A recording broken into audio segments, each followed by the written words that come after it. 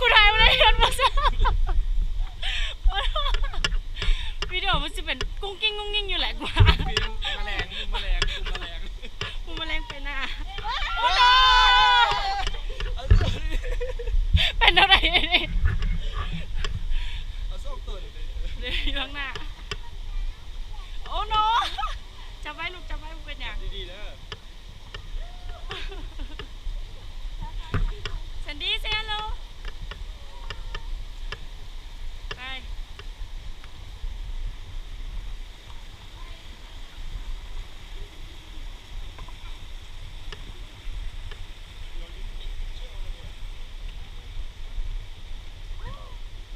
โอ้ finally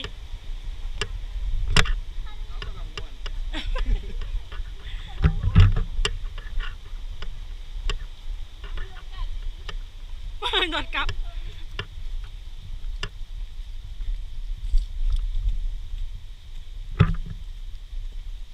เผาผ่านไป188 แคลอรี่เลยจิ๋วเลย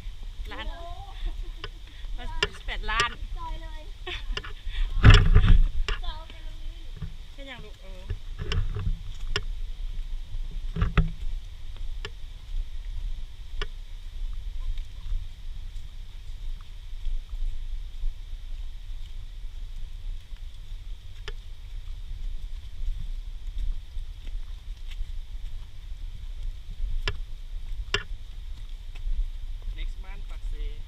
อย่าเฝ้าเด้อออกจากป่าก่อน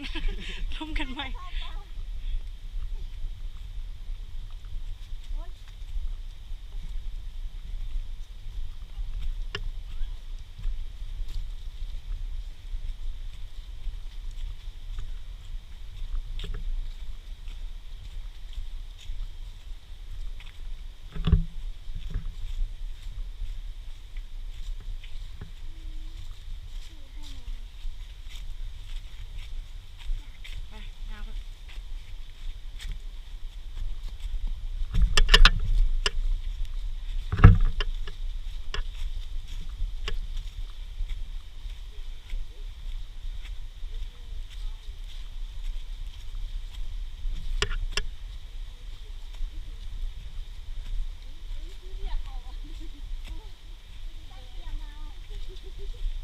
บอกว่าเมาแล้วเมื่อออกไปได้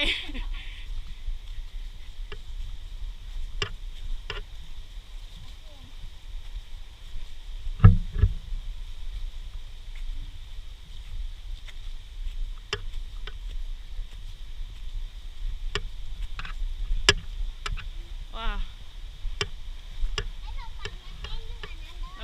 นี่เราเป็นสปอง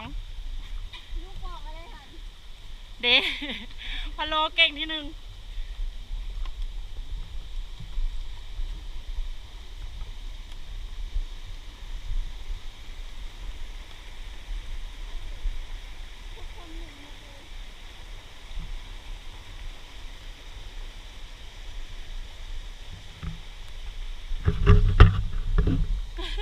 คนทั้งหลัง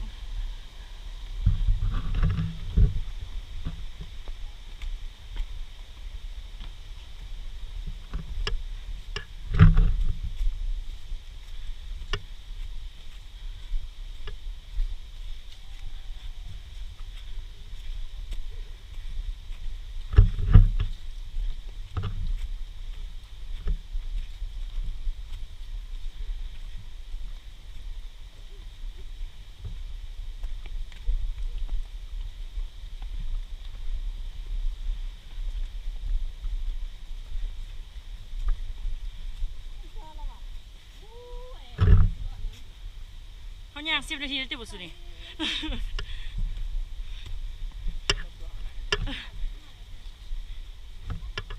พ่อ5 นาทีแล้วว่ะก่อน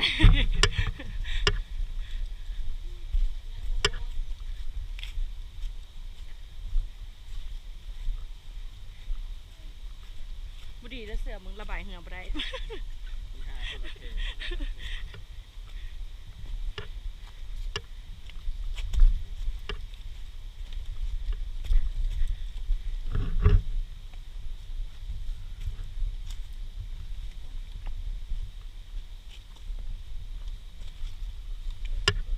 โอ้ยดีแต่อยู่ท้ายหมู่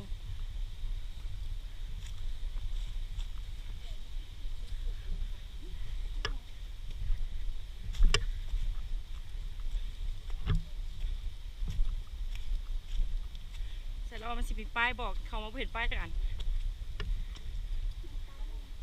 ต้องลอกเขาเลย คุณหลอกดาวบ่แมนคุณหลอกตัวเองเพราะว่าเขากระบอกหู้อยู่ว่าเขาตัวกันยังมา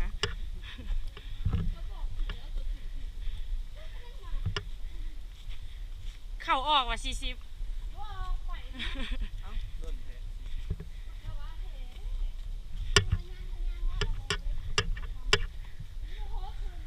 กูเปียกหมดเลยเนี่ย แล้วกำลังกายแต่กูไม่ได้เป็นฟิตเนส บ่ได้เข้ายิมเลย